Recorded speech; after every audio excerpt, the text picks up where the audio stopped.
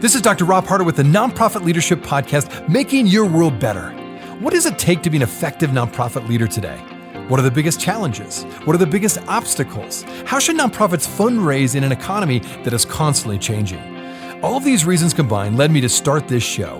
And it's my hope that through this series, people can learn not only what it takes to be an effective nonprofit organization, but to hear from effective leaders who are successfully making a positive impact in their communities.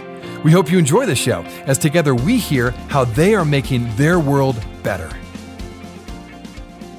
Well, for years, one of the most effective ways a nonprofit could raise money was through large in-person fundraising events. Well, now fast forward to 2020, when COVID literally put the brakes on all large in-person events for a period of time. And even then, when restaurants and schools and other public places began reopening, still for many people, the idea of getting together with a big group of people inside a hotel conference center was just something they were not ready to do. So what to do?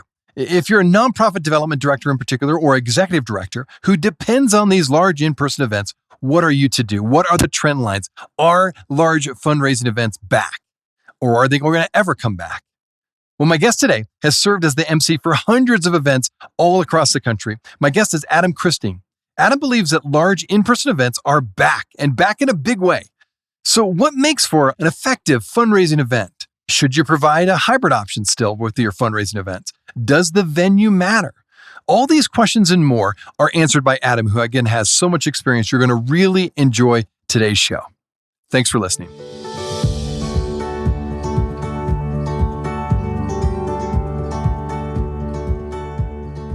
Well, Adam, it's so great to have you on the show today. Now, you have a tremendous amount of experience in the area of being an MC and a host for hundreds of fundraising events, from galas to dinners to charity concerts and luncheons. So this is a real area, I think, for many nonprofits right now anyway, of tension. The reason I say that, and you know, over the last 2 years with COVID, it shut down so many of these fundraising events, which really were the lifeblood for so many nonprofits around the country for how they would make their money and raise their funds each year. So maybe what I'd like to do to start out is give us your sense of things when it comes to current fundraisers. Are large group fundraising events, particularly I'm thinking like ranging from 100 to 1,000, anywhere in there, are they back? Are people still afraid to gather in large group gatherings? What are you seeing in your neck of the woods? Yeah, Rob, great question. I'm happy to tell you that I think they're back. It reminds me of you're having a pool party and people kind of wade in. They're maybe not ready to hang out in the deep end the whole time, but they're back in the pool. And one of the first things I do when I'm emceeing an event like that is just reference, hey, we've been through a lot. Doesn't it feel great to be back together again? And so I might say something like, wow, during the pandemic, I sanitized my hands so many times, I actually found the answers to my 8th grade Spanish quiz. That's a good one. That is good. It's wired into us, I think, as human beings that we want to gather, we want to be together, we want to celebrate. And so, yes, I'm seeing it in corporate events in general, but also nonprofits that are reconnecting with their donors and partners. It's good to know, actually. That I'm really glad to hear that.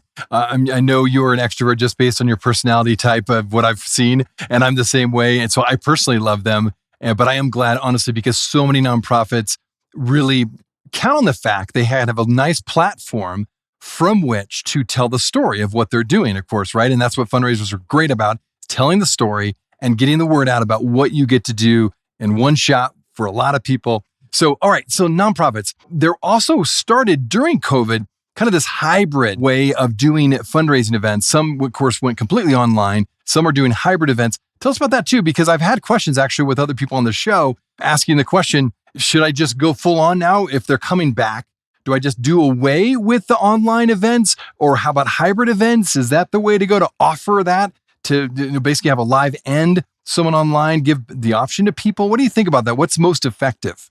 I think the key is you want to include as many people as possible in the experience. And so you really, if you do a hybrid event, and I think they're still valuable and viable, I think you want to focus primarily on not the people that are in person, but the event that's happening live. And so you're joining something that's happening. You're part of our experience. The biggest mistake people make, Rob, with hybrid events is they have those who are joining online or virtually just kind of as passive observers instead of participants. And so if you can engage them, when I'm hosting a hybrid event, I really tell the meeting producer, we really have two audiences and we want to engage both simultaneously. And so I might be addressing people who are physically in the room, but then we're going to camera two, let's say, and addressing our people who are joining us from around the world, and having, for example, an experience kit or an experience box for your virtual attendees, I think is really important. That way we can have a shared experience together where maybe people in person and online are opening a box, they're getting a gift, they're doing a magic trick, something that's like we're having a together moment. Now, have you found that those are just as effective as what you've done? Because for years you've done live events, of course. Have you found that those hybrid events can be as effective, or is there still just that disconnect of not being in person that maybe makes them not quite as effective as if you're in the room? Well, I think there's good news and bad news. I think the good news is you can do online events that can be very effective in hybrid events. And the good news is you can save money. People aren't paying for hotels or travel, transportation. Bad news is I don't think you can go as deep. It's just like the difference between enjoying your favorite band through Spotify or seeing them live in concert. It's just a different experience. And so whenever possible, I urge people to try to go for the in-person live experience. I love it. Well, again, I'm a little bit biased towards the live events too, but good to know. Okay, let's talk about getting the right, most effective fundraising event possible with all of your experience. In fact, you've got some really good insights. You have an acronym, actually, I'd like you to share somewhere in here. So talk about it. What really makes a fundraiser effective? I know that I've been to many here. I live in Park City, Utah, as I was mentioning before the show. I think there's a pattern there for a period of time where you have the silent auction, you have the live auction, you have the puppy that you get auctioned off. Like you have this pattern almost, right? Of what it means to be, that most people use as if it's a playbook. But I don't think that's necessarily the most effective per se. Maybe for you, but what have you found with all the variety of fundraising events? What are the key elements that you'd recommend nonprofit leaders to do? Wow, what a great question. And you're right. Sometimes people think there's like a shortcut, like if I just have the puppy or I just have one amazing video. But I have found there are many keys, but if I could just identify 6, and you mentioned acronym, and Rob, I am addicted to acronyms. I kind of collect them in my mind. In fact, I flew Delta the other night, and it turns out Delta stands for Don't Expect Luggage to Arrive. So I had no idea. I'm so glad you cleared that up now for me. Now you know. No, I actually love Delta, but I have an acronym. Since I am a master of ceremonies, it's the word master. If you want to have a masterful fundraising event, I think you need these 6 components. I'll just touch on each one. First is you need an MC. If you were having an event in your home, for example, you would be the host of that party. Well, when you're having a program, you really need a program host. So that's the emcee.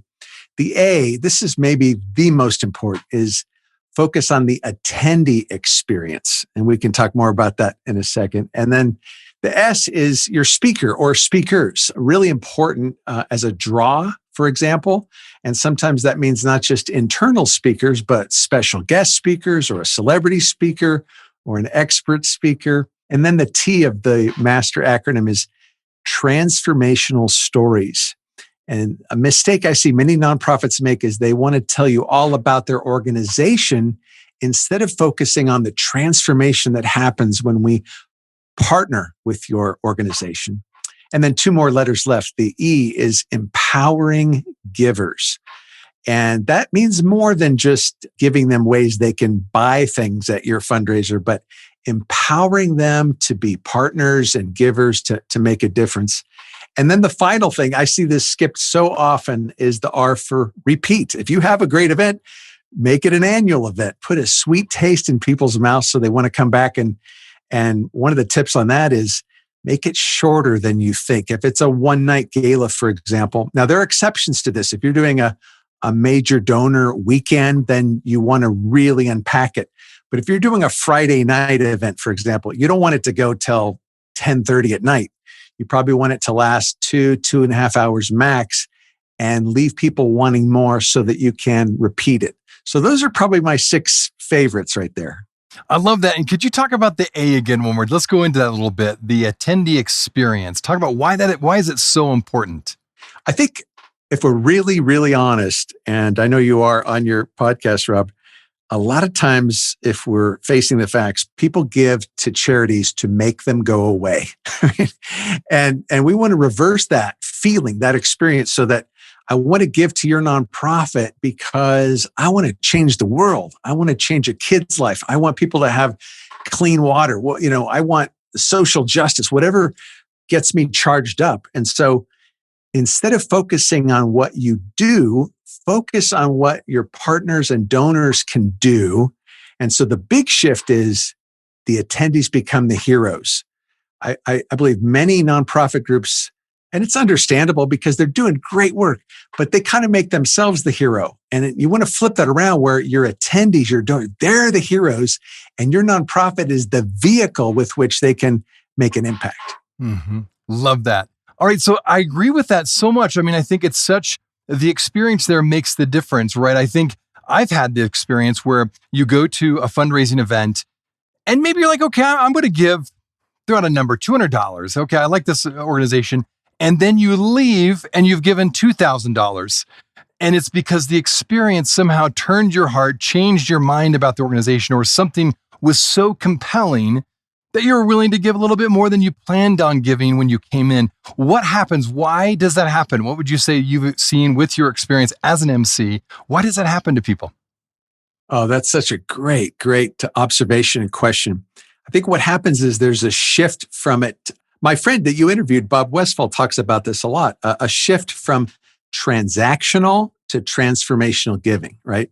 So if I go to an event and I think, well, this dinner probably cost them $100 and there's the centerpieces and I'll buy a couple raffle tickets. So they probably spent $200 on me. So I think I'll put in $300. That's transactional.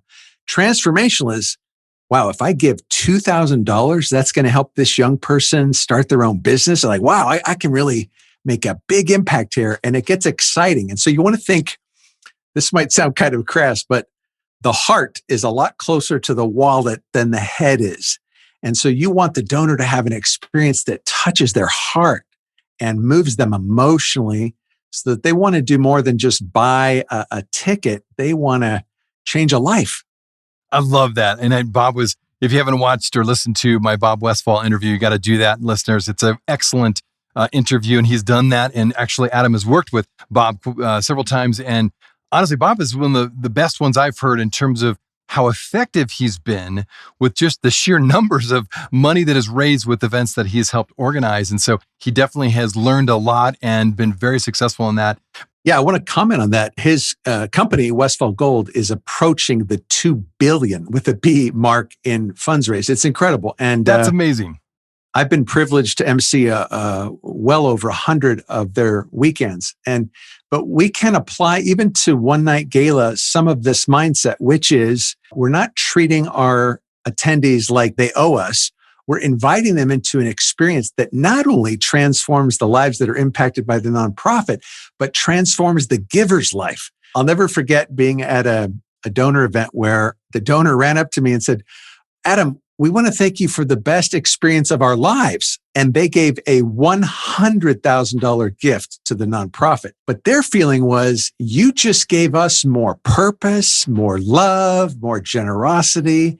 And so many times we feel like, wow, I've only got 2 hours. I've got to tell the whole story.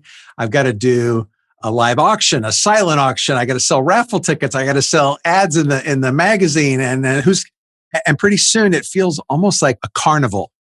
And carnivals are fun, but usually the only one that wins at a carnival is, the vendor selling, this and that. But you want the attendee to win. And so craft your whole gala, your fundraiser, your dinner, your weekend, whatever you're staging, craft it with the attendee's experience in mind. Oh, I love that. I couldn't agree with you more. And let's get to the speaker. How important is it to get the right speaker? And how do you go about picking and selecting that right speaker, and why? Yeah, again, a mistake I see many nonprofits make, and God bless them, their heart's in the right place. They feel like, well, we really need to tell them what we're all about. And so we're going to have Jerry, who's been with us for 42 years. And Jerry might be the nicest guy in the world, but if he's not a compelling speaker, and if he's not a draw to get people there, I mean, your first thing is You want to get people in the seats. And so think about a speaker who is aligned with your mission, but he or she may not necessarily be on staff with your organization. So question number one is this going to help me get people to the event? Question number two is this going to help them feel more aligned with our cause, with our mission? And then third, is this going to move people when we get to our ask? And I do recommend, if at all possible, that you have an ask in your fundraising event. And that might be you're just asking, some people call it, is this a friendraiser or a fundraiser? Maybe you're just asking people to become friends of your organization, but maybe you're asking them to support specific giving handles. But if you can have a speaker who can integrate his or her message with at least one of your giving handles, it can make it very powerful. You almost get a 2-for-1 effect that way, because they're not only drawing people in and moving them, but they're building a bridge back to your mission. Oh, I love that. And okay, so now building off of that a little bit, I've done many fundraisers, not as many as you, but I've done plenty. And when it comes to getting, say, a person that your nonprofit organization has served and they've benefited from the services you provide, how do you go about prepping that person to tell the story in the most impactful way? And the reason I mention that is because I've sometimes had that experience where you think, okay, we're on the same page, this is going to be great. And then the person comes up and shares a story, either goes too long or doesn't quite hit, like you were just saying, tying in the mission with the organization that you're trying to feature with their story, because they go off into something else that's personal to them, but it wasn't quite tying it all together. So how do you go about making sure, if you have like a featured speaker of someone who's actually benefited from your organization's services, how do you prep them? How do you do it in a respectful way, but also a really clear way, so that it really is a home run at the end of the day, both for the person speaking as well as for the attendee that went to the event? I would make a distinction, Rob, between your keynote or guest speaker and then people who are sharing transformational stories. And so I think you're getting into the second category, which is also so important. And so let me answer you with that in mind. You do not, let me underline, do not want people speaking in that context from a script, in my opinion, because the shortest distance between two people, Mother Teresa said, is a smile. You want them up, looking, making eye contact, smiling, crying, whatever's on their heart, because that's what's going to affect and impact your attendees. And then instead of having them speak from a script, you have them speak from a sequence. And if I could give you the shortest sequence of all time, it would just be 2 P words: the pain and the prescription. So let's say that my family was sadly impacted by cancer. That's the pain. But partnering with your organization helped us deal with the cancer, helped us find healing, helped us find recovery, whatever that solution looks like. So I see too many groups that skip the pain part. And so you have someone just talking about how great Mike is and Terry is awesome. And then we went on this, and it feels like those old family slideshows that nobody wanted to watch, where it's like, you know what I mean? Exactly, like, right. We went to the Grand Canyon, but then we also drove through the Colorado River. Like, okay, wait. What's the purpose here? Yeah, another way of putting it might be, where was the hurt? Because everyone can relate to that. We've all been hurt. We've all been impacted. And then where did the help come from? And I think if you can sometimes it's better to have one super powerful transformational story than have 5 or 6 people up on stage and you're interviewing each one really quickly. Let me go deeper into this person's journey, because really it's my journey too. And when I give to you, I'm helping more people, like, let's say it's Sheila, have an experience like she did that helped her and helped her family. I want more experiences like that. I want to replicate and reproduce that. We'll be right back. This episode is sponsored by Arts Midwest. They have launched a new podcast called Filling the Well. The Filling the Well podcast has been created to nourish, provoke, and inspire. Hear from creative changemakers as they share their takes on how to shift power, avoid burnout, build community, share resources, and advocate for support. You can visit artsmidwest.org/fillingthewell. Again, that's artsmidwest.org/fillingthewell. Hey friends, thanks so much for listening to the Nonprofit Leadership Podcast. If this is your first time listening to us, I want to make sure you're aware of a whole group of other episodes with fascinating guests that I previously interviewed. Just go to our website, nonprofitleadershippodcast.org. There you'll find numerous interviews of nonprofit leaders from all over the country and even from different countries, all trying to make their world better. I also want to encourage you to like, subscribe, and share this podcast with others. This will help us get this great content out to more nonprofit leaders just like you. Now, finally, if you want to get my monthly email update that contains more resources in addition to these episodes, it's really easy. Just go to my website at nonprofitleadershippodcast.org and simply type your email address in the top right-hand box, and you'll be added to our monthly email update. And this way, you'll never miss any of the interviews or extra content from this show. And if you have any questions or comments, do not hesitate to email me. Thanks again for listening. Now back to the show.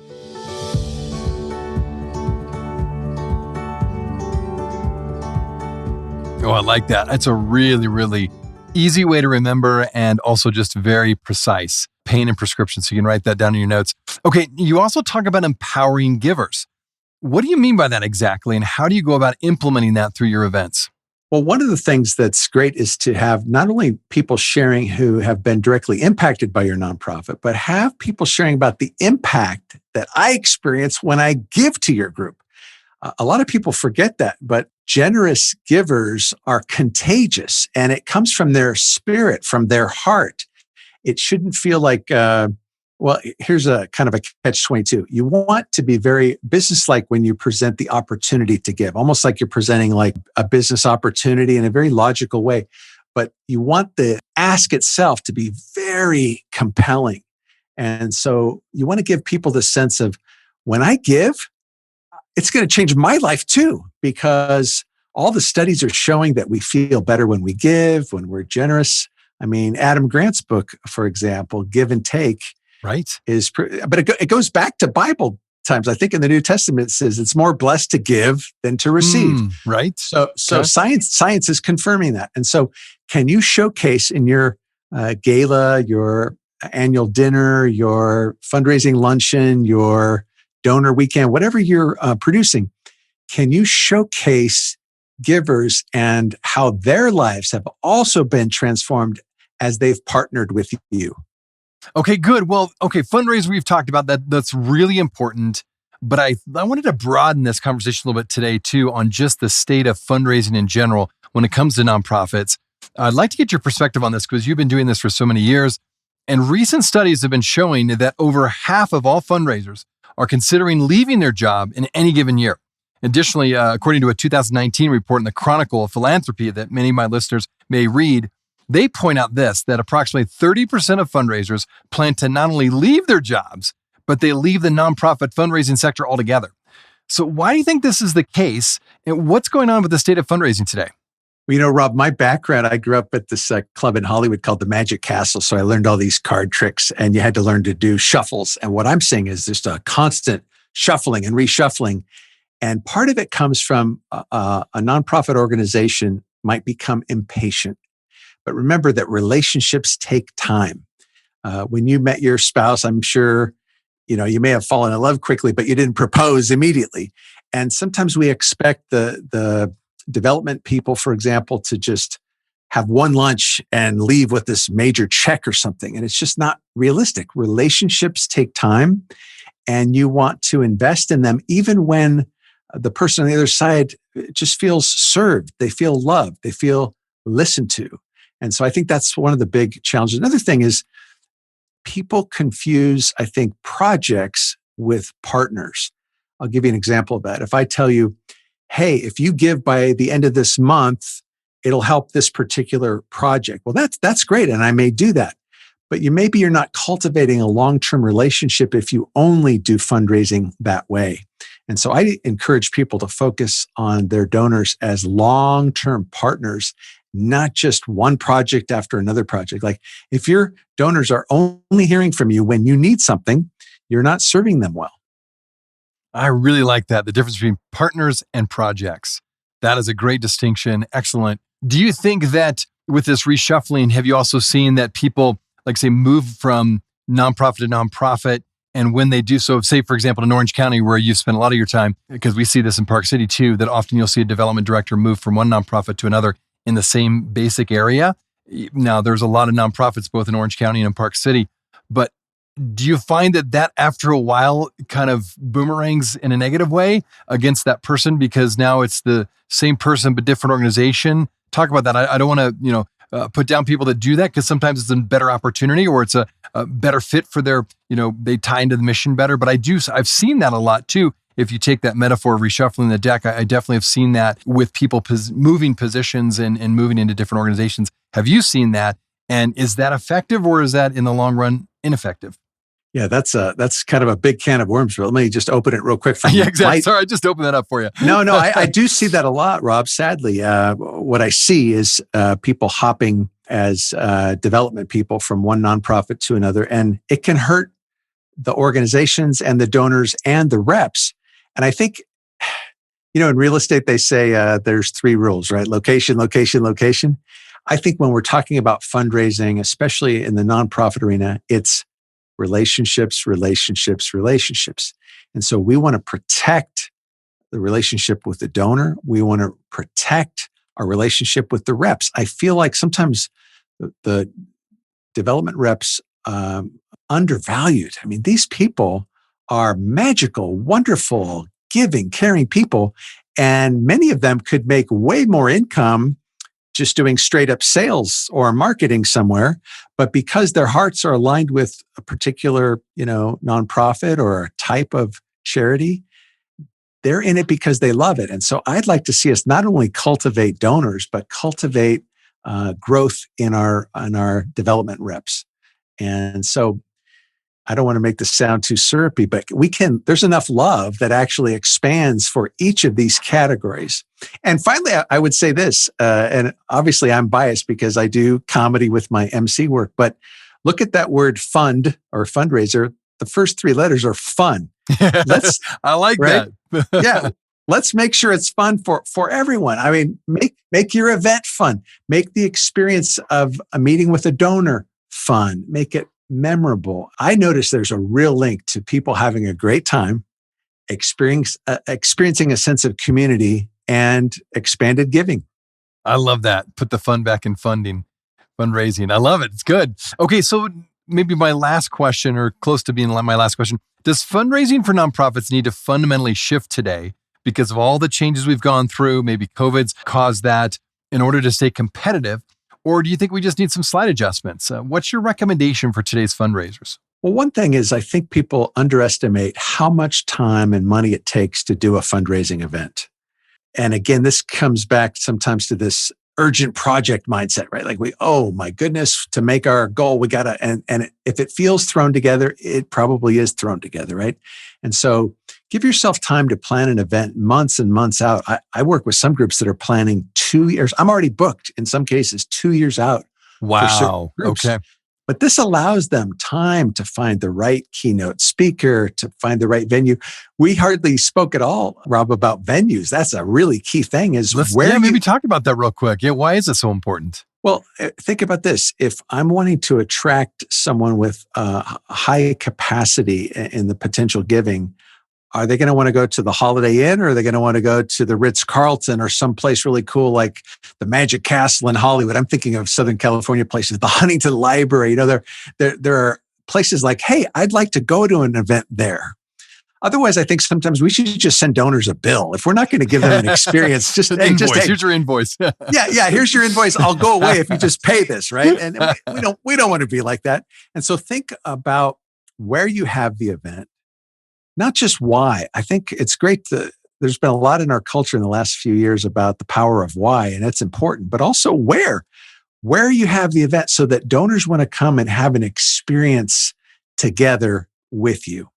If I could only give you one of those 6 components that I shared, it would be that attendee experience. And so think about why they'd want to come, where you should have it, who they'd want to hear, and then can they leave with something? Maybe it's physical, maybe it's emotional or spiritual, where they feel like, wow, I had an experience that not only will touch other people's lives, but touched my life.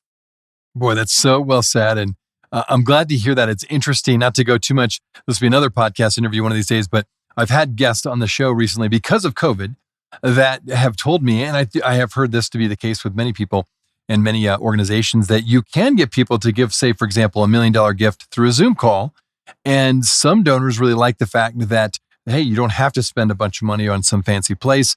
However, having said that, I've also seen it very effectively done where there is a unique place that you have your fundraising event, and say a donor that maybe wouldn't otherwise come, like, oh, I've never been to that place. Like I said, the Huntington Library. I want to go. I want to check that out. And oh, okay, it sounds like there's a good cause too. Another reason to go. So again, with your experience, you found the venue really has made a difference in terms of the attendee experience and the overall giving amounts. I want to share something that might sound kind of silly, Rob, but I'm just getting to know you. I like you. You're getting to know me. I hope you like me. But let's be honest. I didn't wake up in the morning thinking, I wonder how Rob's doing. And you didn't wake up Right, this morning thinking, you I wonder didn't? what Adam. I'm so disappointed. And you didn't wake up saying, I wonder what Adam's having for breakfast. But somehow, for some reason, we think as nonprofit leaders that people are waking up thinking, I wonder how this, and their chances are they're just not. And so we have to help them think about us, engage with us. We first of all have to get their attention. That's another reason why I'm always encouraging people to put the attendee experience first and make it fun, make it enjoyable. Remember, you're competing with them, going to see the new Tom Cruise movie or going to this party or having a trip or something. Now, the donor who does give $500,000 on the Zoom call, I'm going to guarantee you that it wasn't just a 30-minute Zoom call, that there was a lot of relationship building that went into that. And Good point. There's an old saying in the sales world, the more you tell, the more you sell. I would shift that around a little bit and say, the more the donor can tell. In other words, the more he or she can share about their life and their experience. And so when I MC fundraisers, I'm always looking for ways to engage them, to get their opinion, their laughter, their participation. And so as you think about designing an event, give it room to have that component that engages your attendees. Maybe it's a game show, maybe it's comedy magic, but something that lets them breathe and have some fun, not just a one-way communication, but a dialogue of engagement. Now, well said. Well, the one thing I wanted to leave my listeners with is, and it sounds like you're booked out for some events already 2 years out, but I have a feeling that some of my listeners may want to get in contact with you and have you as their MC. Are you taking new possible ventures and fundraising events? And if so, how do people get in contact with you to find out more about you and how to reach out to you and contact you? Yes, thank you, Rob. I'm mentoring other MCs also. And so if I'm not available, I'm still very happy to advise them. But my site is adamchristing.com. Just my name, adamchristing.com. And they can fill out a form or give us a shout. And we would be honored to be of service to your listeners. Well, that's great. Well, Adam, again, I love your energy, love your excitement. Thanks for all you do to really build up the nonprofit sector and have these really successful fundraisers. I hope my listeners reach out to you and learn a little bit more about what you do. Thank you so much. And thanks for doing this show. I've listened to a number of the episodes, and you always give a lot of value and energy. So thank you, Rob. Absolutely. It's fun doing it. It's great having people like yourself on the show. Hey, friends. Well, I wanted you to know that this podcast can be found on iTunes, Spotify, Amazon, Google Podcasts, and wherever you listen to other podcasts. I also want to encourage you to like, subscribe, and share this podcast with others. This will actually help us get this great content out to more nonprofit leaders just like you. You can also join the Nonprofit Leadership Podcast community. Find other resources and interviews of past guests all on my website, nonprofitleadershippodcast.org. Well, thanks again for listening. And until next time, keep making your world better.